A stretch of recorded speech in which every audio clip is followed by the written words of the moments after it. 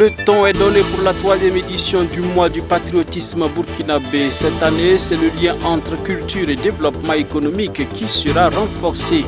Et c'est le seul titre au menu de cette édition. Dames et messieurs, bonsoir et merci de vous informer sur la télévision de la famille. Tout d'abord, le président du Faso a reçu en audience un envoyé spécial de la présidente de la Tanzanie. Au cours de cette audience, la coopération entre les deux États ont été salués et plusieurs domaines de coopération ont été relevés, dont la coopération sur le plan sanitaire. Le docteur Jakaya à sa sortie d'audience. I'm a special envoy sent by my President, Her Excellency Samia Suluhu Hassan. Je suis un envoyé spécial de la présidente de la République de Tanzanie, Samia Suluhu. Je suis porteur d'un message. J'ai apporté une lettre de la présidente à son Excellence Ibrahim Traoré, président du Faso. À côté, nous avons discuté de la coopération entre le Burkina et la Tanzanie. Nous aimerions voir s'intensifier notre coopération. Il y a plusieurs domaines de coopération dans lesquels la Tanzanie aimerait coopérer avec le Burkina Faso. Et le Burkina Faso aussi aimerait coopérer avec la Tanzanie. L'un des domaines dans lesquels nous aimerions coopérer est le domaine de la santé. Des cardiologues burkinabés ont visité notre institut de cardiologie en Tanzanie. Et aujourd'hui, à 17h encore, nous avons une rencontre avec le fondateur de l'institut pour discuter davantage sur les aspects de la coopération. See how we can work together. Le Premier ministre Rim Talba Jean-Emmanuel Ouedraogo, représentant le président du Faso, le capitaine Ibrahim Traoré, a lancé hier à Bobo Dioulasso la 3e édition du mois du patriotisme burkinabé. Cette célébration culturelle se tient sous le thème patriotisme culturel et développement économique. Le président du Faso a exhorté les Burkinabés à s'impliquer activement pour la réussite de ce mois du patriotisme burkinabé. Le reportage est signé Tourasida Salam Ouedraogo. C'est parti pour la 3e édition du mois du patrimoine burkinabé. Pendant un mois, les Burkinabés sont appelés à magnifier les valeurs qui constituent le socle de leur identité. Pour la présente édition lancée à Bobo Dioulasso, le thème est Patrimoine culturel et développement économique. Un thème qui invite à une réflexion profonde sur la place de la culture dans le développement national. Cet événement est un rendez-vous d'identité et de mémoire, un temps fort pour honorer et perpétuer l'essence même de notre nation, notre patrimoine culturel. À travers cette célébration, le peuple burkinabé magnifie les fondations profondes de son être collectif. Il rend hommage à ses valeurs, ses savoirs, ses expressions, ses lieux de mémoire et affirme fièrement son ancrage endogène dans le monde contemporain. Pour cette 3e édition, nous sommes appelés à réfléchir sur le thème patrimoine culturel et développement économique. Ce thème interroge notre capacité à faire de notre culture un moteur économique, un levier d'innovation par nos artistes, artisans et entreprises. Il s'agit de faire de nos traditions, de nos croyances, de nos récits et de nos créations des ressources pour le développement et le bien-être de nos communautés. Dans son discours lu par le Premier ministre, le président du Faso, le capitaine Ibrahim Traoré, a lancé un appel aux Burkinabés de tout rang et de toute classe à s'approprier ce mois du patrimoine afin d'en faire un succès. Je lance alors un appel à toutes les forces vives de la nation. Engageons-nous avec ferveur durant ce mois dédié à découvrir, faire découvrir et célébrer notre héritage commun. Seul ou en famille, en groupe socio-professionnel ou associatif, visitons nos sites historiques répertoriés, mettons en vitrine les moins connus et célébrons nos valeurs culturelles dans nos actes quotidiens. À ce rendez-vous de la célébration de notre patrimoine, j'engage aussi les médias, les intellectuels et tout détenteur de savoir à entretenir l'opinion publique dans un esprit d'exaltation de nos valeurs et de la cohésion sociale. Je m'adresse tout particulièrement aux chefs traditionnels et coutumiers, aux guides religieux. Votre rôle est central, puisque votre voix porte, votre implication est essentielle. Assumez donc l'héritage de notre patrie en transmettant la flamme vivifiante de l'esprit d'un peuple debout depuis des siècles. Aux acteurs culturels, touristiques et économiques, vous êtes les stratèges et les ambassadeurs de notre culture. Soyez les porte-étendards de la destination Burkina Faso. À la jeunesse, vous êtes les bâtisseurs de demain. Que ce mois soit un moment d'initiation et de fierté. Affirmez-vous dans vos racines, affirmez le Faso sans complexe. Le lancement de la 3e édition est aussi l'occasion de faire un bilan des éditions précédentes. Le ministre en charge de la culture, des arts et du tourisme note un impact considérable. Depuis son institutionnalisation, 2 éditions se sont déroulées en 2023 et 2024.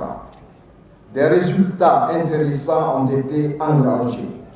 À titre illustratif, les activités de la 2e édition ont contribué à booster la fréquentation des musées, lieux de mémoire et espaces de diffusion culturelle. Selon les statistiques collectées, le taux de fréquentation du Musée national du Burkina Faso s'est accru et a atteint le niveau record de 160% en 2024, soit 44 732 visiteurs de plus.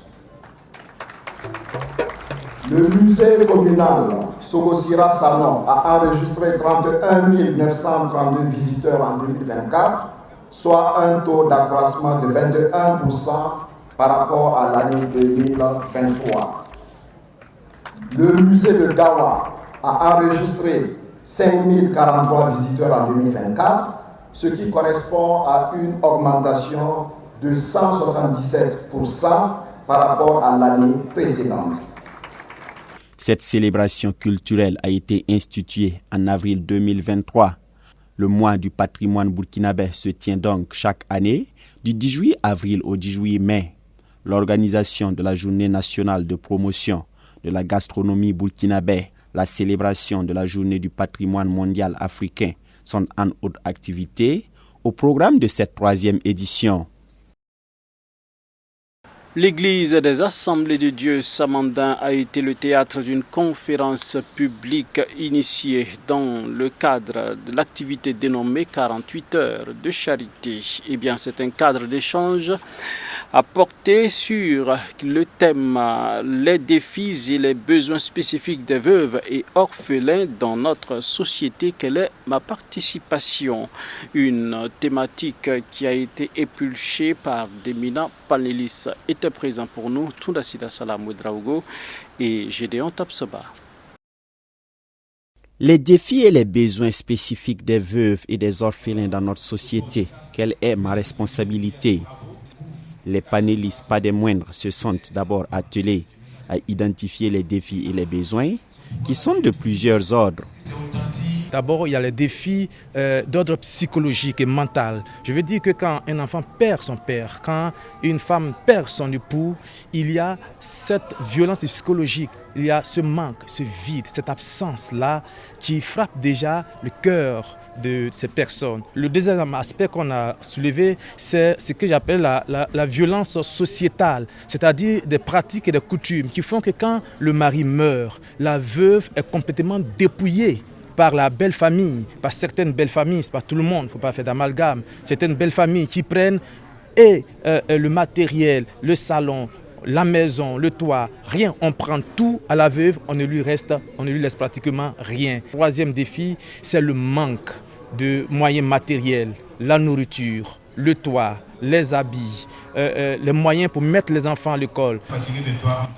Des pistes de solutions allant des mesures politiques jusqu'à l'implication individuelle et collective de la société ont en outre été proposées pour soulager ces veuves et orphelins. J'ai d'abord proposé une solution de concept en disant que au Burkina, c'est vrai qu'on exprime la charité, la solidarité, mais si on pouvait réellement avoir un nom pour notre concept, comme ce qui se fait au Sénégal, qui est la Teranga. Et ensuite, en Afrique australe, c'est en Afrique du Sud, Zimbabwe, toute l'Afrique australe, qui est l'Umbutu. C'est-à-dire que je ne peux pas exister sans toi. C'est-à-dire que j'existe parce que toi tu existes. Donc je ferai tout pour que nous puissions exister ensemble. À l'endroit de ces fidèles et même des autorités, je pense qu'il faut faire tout pour qu'il y ait un fichier. Pour qu'on puisse savoir un statut spécifique pour les veuves et les orphelins. Parce que le statut de veuve et d'orphelin n'est pas spécifique au Burkina Faso. Ce statut est mentionné dans le Code des personnes et des familles. Donc ce n'est pas spécifiquement pour la veuve et l'orphelin. Maintenant, ce que j'ai fait aussi comme proposition, au niveau de l'Église, c'est en plus, comme mon collègue l'a si bien dit, mettre en place une plateforme pour la gestion et les besoins de ces veuves et des orphelins. J'ai pris l'exemple sur ce texte biblique de la multiplication d'un pain, où Jésus dit aux disciples qui sont venus lui dire, mais il faut envoyer les gens vers les villages pour qu'ils puissent se nourrir. Jésus a dit à ses disciples, donnez-leur vous-même à manger. Une manière de nous dire, donnons-leur nous-mêmes à manger, occupons-nous nous-mêmes de ces veuves et de ces orphelins. Parce qu'il faut que nous sachions en tant que chrétiens que Dieu ne descendra pas du ciel pour s'occuper des veuves et des orphelins. C'est à nous de le faire. Et nous pouvons le faire parce que nous avons tous quelque chose à donner. Parfois une prière, parfois un sourire, parfois prendre de la nouvelle, une visite. Et puis parfois aussi donner un peu d'argent, un bout de pain, de la nourriture, des habits peut-être qu'on porte mais qui sont encore neufs. Au lieu de les jeter, on peut les donner de manière respectueuse à ces veuves et à ces orphelins pour leur permettre d'être un peu soulagés. Et après, nous allons... Cette conférence publique s'inscrit dans le cadre des 48 heures de la charité, une initiative qui entend apporter du réconfort à ces personnes en détresse. L'initiative est là pour soutenir les veuves et les orphelins, comme son nom l'indique, 48 heures de charité. Nous visons en fait à apporter aussi d'une manière ou d'une autre notre soutien à ces veuves, à ces orphelins, participer à construire vraiment une société meilleure, participer à donner encore du sourire à ceux-là qui n'en ont pas, dont les veuves et les orphelins, qui n'ont pas choisi leur statut. Plusieurs activités ont ainsi marqué cette édition, qui est la deuxième du genre. Ce matin, nous étions dans des centres d'orphelins. Voilà. Nous avons visité des enfants orphelins et également nous sommes allés dans la commune de Samba. Nous sommes entretenus avec des femmes veuves. Voilà. Et ensuite, nous tenons la conférence ce soir. Et demain, nous allons organiser en fait ce qu'on appelle un concert. Nous avons tenu 2 séances de formation au profit des veuves. Et ces formations concernant en fait la production du savon, ça veut dire la saponification et la fabrication des pailles Kokodonda. Voilà. Nous voulons accompagner ces femmes-là à s'autosuffire financièrement. Le promoteur compte ajouter plus de contenu à l'initiative les éditions à venir en vue d'aider le plus grand nombre. Il a par ailleurs invité les bonnes volontés à ne pas rester en marge de cette noble mission. 50 années de partenariat missionnaire célébrées à l'occasion de la convention missionnaire de l'Église apostolique de Burkina Faso qui a fait une halte pour rendre grâce à Dieu pour l'excellente relation qui la lie à la mission suisse et à l'Église apostolique du Ghana. Le compte-rendu est signé Xavier Ouedraogo et Abibala Ibrahima. Tous les 2 ans depuis plusieurs décennies, l'Église apostolique du Burkina Faso organise des conventions nationales qui réunissent des participants de tous les pays. L'objectif de ces conventions, renforcer la foi et encourager l'Église dans sa mission d'être sel et lumière dans le monde. Et pour la convention de cette année 2025, l'Église apostolique Burkina a tenu à magnifier le partenariat qui la lie à l'Église apostolique suisse depuis 1975 à travers un thème intitulé 50 ans de partenariat missionnaire, défis et perspectives. Nous bénissons le nom du Seigneur pour cette convention qui prend fin aujourd'hui. Il a été question du partenariat que nous avons avec l'Église apostolique de Suisse depuis 50 ans. Et nous avons voulu marquer donc ce partenariat. C'est un partenariat gagnant-gagnant. Nous estimons que depuis que les Suisses nous accompagnent, eux aussi ils investissent quelque part dans le royaume de Dieu. Ils ont donné le meilleur d'eux-mêmes. Ils ont donné des ressources humaines, ils ont donné des moyens financiers. Et nous sommes bénéficiaires, mais nous avons aussi par la suite enrichi la partie suisse par nos relations. Et nous avons aussi visité la Suisse et nous avons aussi apporté la parole de Dieu. Une autre mission de cette convention nationale est de motiver davantage ce partenariat missionnaire. En plus de l'Église apostolique suisse, celle du Ghana est également partenaire de l'Église apostolique du Burkina Faso depuis 50 ans. A strong church, a people who are united. Très content d'être ici et cette convention est un temps vraiment de découverte parce qu'ici nous avons vu une grande église, une église qui fait son travail, une église qui montre encore comment effectivement organiser pour que tout se passe bien. Et c'est aussi un temps de 50 ans de partenariat avec le Ghana et la Suisse et nous avons vu de grandes choses qui sont dites et nous croyons bien sûr qu'encore plus de grandes choses seront faites encore. Cette nation a besoin de Dieu, cette nation a besoin encore de connaître la lumière de Dieu pour que bien sûr il puisse être sauvé. Et nous croyons bien que par ce qui se fait ici, beaucoup de choses seront données. Even as we unite and show love to each other, God will do great things in this land. Cette convention nationale de l'Église apostolique du Burkina a réuni près de 6000 participants venus de toutes les provinces du Burkina Faso, de l'Afrique et hors de l'Afrique. Le comité d'organisation qui a accueilli tous ces participants s'est réjoui du bien déroulé des activités. Pour les activités qui ont été menées, en tout cas, on peut se dire qu'on tire une grande satisfaction parce que le programme a été respecté.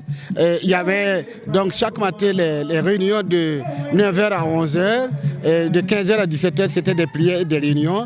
Et également une autre réunion les après-midi. Et toutes les réunions ont pu se tenir. Et comme le thème le disait, un partenariat donc avec la Suisse, cela a été célébré hier samedi et nous avons entendu beaucoup de témoignages par rapport à ça.